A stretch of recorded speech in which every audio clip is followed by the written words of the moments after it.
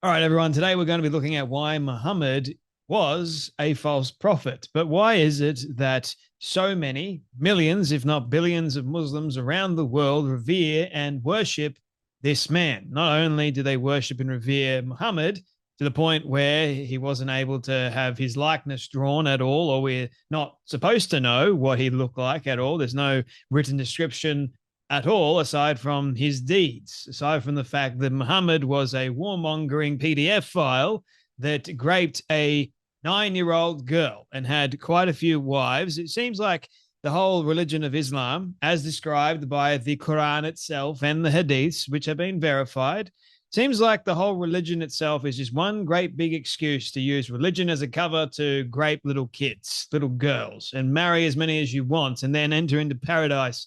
Now, I know many people that are part of the Muslim religion. I would call Islam a death cult. Okay, I've said that a number of times, and there's reasons why I have said that. I was listening to a podcast with Patrick Bet David, and his guest was a expert, I guess you could say, on the religion of Islam, and it was a fascinating conversation, and I learnt a lot. I mean, I knew already everything that he was talking about, but there were certain little elements that he was saying that I didn't actually know, which I loved. So it seems like that person is also very controversial because he's saying you have the Sunni and Shiite Muslims. The Sunni Muslims are the ones that get incredibly violent, and you have a section of Muslims that choose to follow the hadiths as well as the Quran literally, which then means that you get terrorist attacks and all that sort of other crazy stuff that goes along with it. They're the ones that follow everything that the Prophet Muhammad, the false Prophet Muhammad, we should say, said moving forward. Now, I know some people have gone, well, Jay, you've got some friends that are Muslims, and can you have friends that are Muslims? And the thing is, one's got to walk very circumspectly with these particular people. Doesn't mean that you can't be friends with them. It just means that you've got to be very careful with befriending them, because usually when it comes down to it, a vast majority of the time, you end up getting stabbed in the back, because that's what they talk about in the Quran. If they were to read it literally, you can end up in a world of hurt. And does that mean that all Muslims are going to commit terrorist attacks? No, it does not.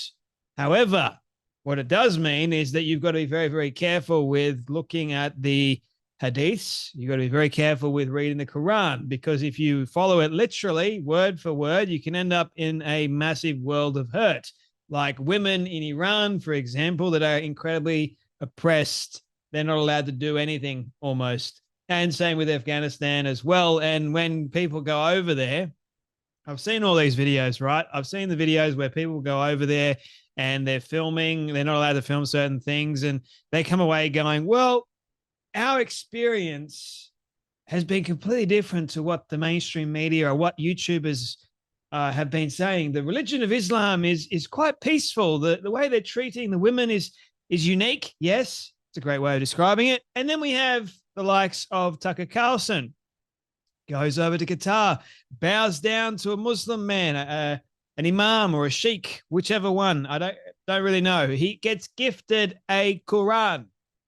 This is a supposed Christian man accepting a Quran on behalf of a sheikh or an imam. Now, personally, if I was to be given a Quran, I would accept it, right? I wouldn't be taking photos with people. I would accept it and go, thank you very much. I'm going to read this because I think that Christians should read the Quran and know it back to front, like they know the Bible back to front. So then when it comes down to debating a Muslim and what a Muslim believes, you can go, well, doesn't the Quran say this about Jesus? Doesn't the Quran say this about how you're supposed to treat Christians and Jews? If it does say this, then, well, or how about this? How about in Quran 61, verse 6? And remember, Jesus, son of Mary, said, O children of Israel, I am the messenger of Allah, sent to you, confirming the law which came before me, and giving glad tidings of a messenger to come after me, whose name shall be Ahmad. Now, Ahmad is the same name as Muhammad. So Muhammad is trying to be like Jesus, right? Predict his second coming or his coming. But the thing is, the religion of Islam came, I think, 600 years or something along those lines after Jesus. And Muhammad wants to be exactly like Jesus. He wants to try and perform miracles. But the thing is, the Prophet Muhammad never, the false Prophet Muhammad, never performed any miracles, except Muhammad decided to get rode all night long by the men of Al Zut. That's one story. Then he said that he can use as many women as he wants as his personal sexual concubines or relations with these women. And he will have these sorts of relations with these wives that he's got in one night. He had 9 wives at one time, right? That's from Sahih Bukhari. Okay. Now, and if you fear that you will deal justly with the orphan girls, then marry those that please you of other women, 2 or 3 or 4. So like I said just a moment ago,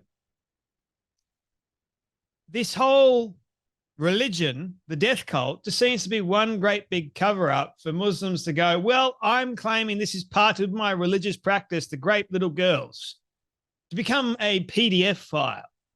I think it is outrageous, don't you? Not just that, these people get incredibly violent when you talk about their revered prophet, even though their revered prophet is actually a warlord and a PDF file. So when you point that out to a Muslim person that hasn't read the Quran cover to cover, man, do they get like shocked. I didn't know that about Muhammad, but there's been lots of stories that I've seen of former Muslims that became Christian because they realized certain inaccuracies and certain flaws in the Prophet Muhammad. Now, I want to show you this video before we continue of Dr. David Wood.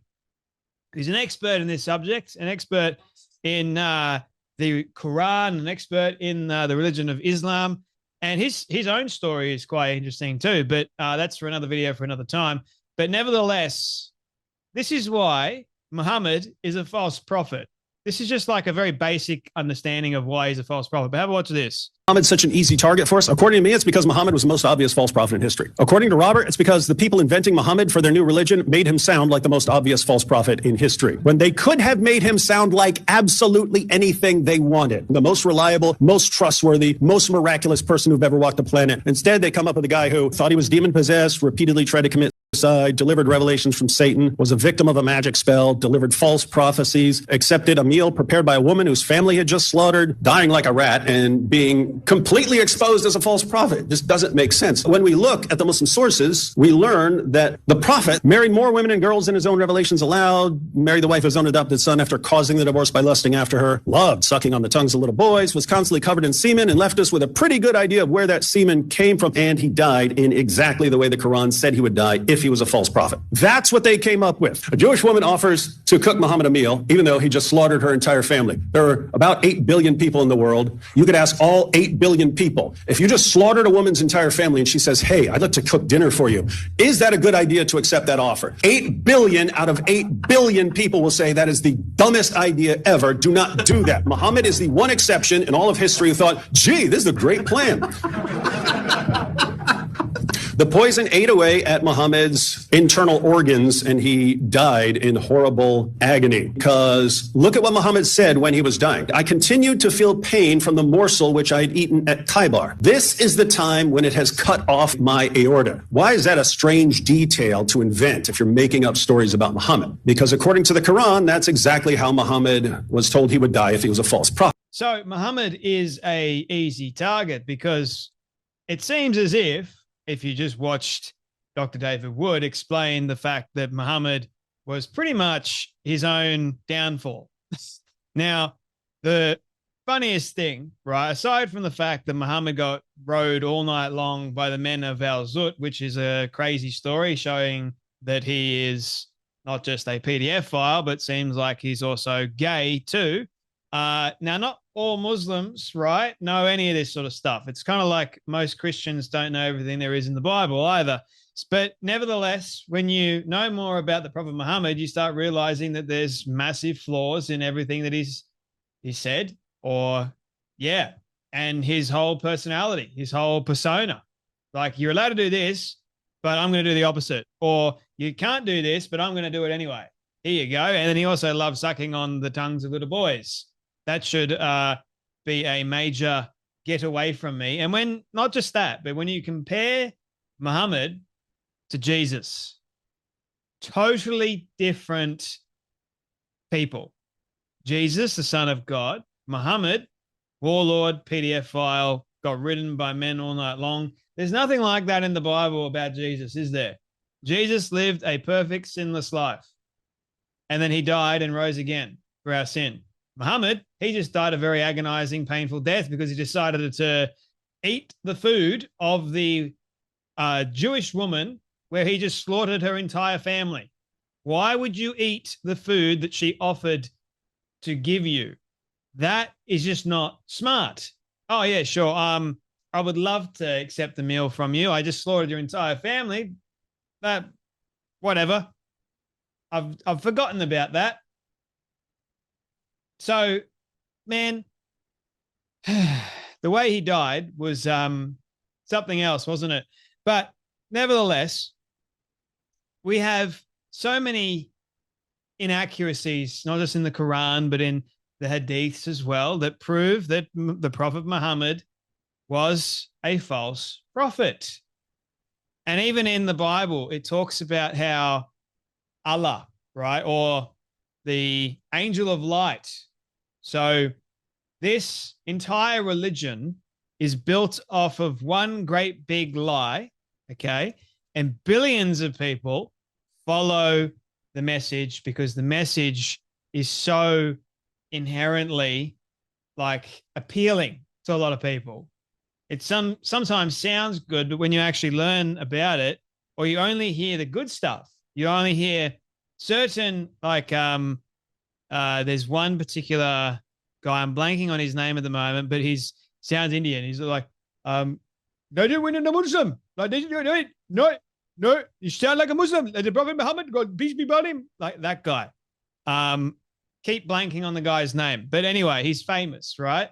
He, when you watch him, he'll never answer the question properly because apparently there's a thing about the 70-something virgins, right? So if the men that are following the Quran, they die as a martyr, let's say, or they blow themselves up, the Quran or the Prophet Muhammad said you're going to get X amount of virgins based around how many people you've taken with you. Hence why you have bombings and all that sort of other stuff that goes along with it. Why anyone would think that it means that lies are very powerful and they can convince you of crazy, lunatic sort of things. That being the case, guess what happens? So the Quran and the Hadiths all talk about when you have your 70-something virgins in paradise, right? They all come back as virgins. Every single time that you are doing them, let's say, if I can be coarse, every single time you're doing them, every day after that, they come back as virgins. So it's non-stop virgins, right? All 71 of them. They all just never cease being virgins. This is according to the Quran and the Hadith. So it's like you're going to paint this picture and all I have to do is blow myself up and take as many people as I possibly can with me, and then I get non-stop virgins for the rest of my days. Where do I sign up? Like, that's what they're kind of thinking, isn't it? Because they're so perverted. And here we go. Sahil Bukhari, going back to Aisha, that's another problem in of itself. So we've got all these problems that we've just spoken about, but the main problem is in Sahil Bukhari, a verified source, and someone that wrote down all of the Prophet Muhammad's musings and doings. He goes that the Prophet married her when she was 6 years old, and he consummated his marriage when she was 9 years old, and then she remained with him for 9 years till his death. How about that, right? So I want to finish with this. Not just that the Prophet Muhammad is a false prophet, we also know that their version of God, known as Allah, is not our God, the God, but it's Satan. And Dr. David Wood goes, after being asked, any Muslim online? Mention one name for Allah. David Wood goes, I mentioned 14. Satan, devil, Lucifer, Abaddon, Apollyon, accuser, adversary, Antichrist, Beelzebub, Belial, deceiver, dragon, father of lies, and serpent. That's Allah for you. Because what other religion do you know that if you get encouraged to lie, you get encouraged to deceive people? So that's why, like I said in the beginning, you've got to be very careful when you have Muslims in your vicinity, because the vast majority of them are told to lie. And if you do lie, you're blessed for lying. So it seems like if you've got that in your book, aside from, hey, it's not good to lie, it's actually good to tell the truth, maybe you shouldn't be following a religion that tells you to kill Jews and Christians first and foremost, then grape little girls, and then thirdly, lie to people. And that's just like a small amount of it. Not to mention, why is it that every single terrorist attack happens by Muslims? Why is that? It's because they're told to do it. And also, you're not allowed to question the religion, because if you do, God forbid, question the religion, you're a kafir, you're an apostate. Oh dear. So if that's another thing. If any religion says, do not question my religion, you're in a cult. And also, it's false. Just saying. Whereas the Bible and Christianity says, go ahead, question. And I guarantee you'll find it to be true. Notice how everyone that questions the Bible, they will all come up with these other thoughts, trying to be logical, but it's difficult for them to prove anything, isn't it? Because the Bible is real. The Bible is true. So is Jesus. And we have eyewitness accounts that are corroborated. You look at the Quran, there's nothing that is actually corroborated. You look at the Bible, oh my goodness, it was written over, I don't know how many years, but a span of many years. And you have everything that is just lining up. Amazing, isn't it? Nothing contradicts. Nothing. I challenge one person to find something in the Bible that contradicts. Guaranteed you won't find it. But in the Quran, you'll find many things. Many, many things. Anyway, that's enough from me. But you guys take care. Be blessed. And I'll see you all in the next video.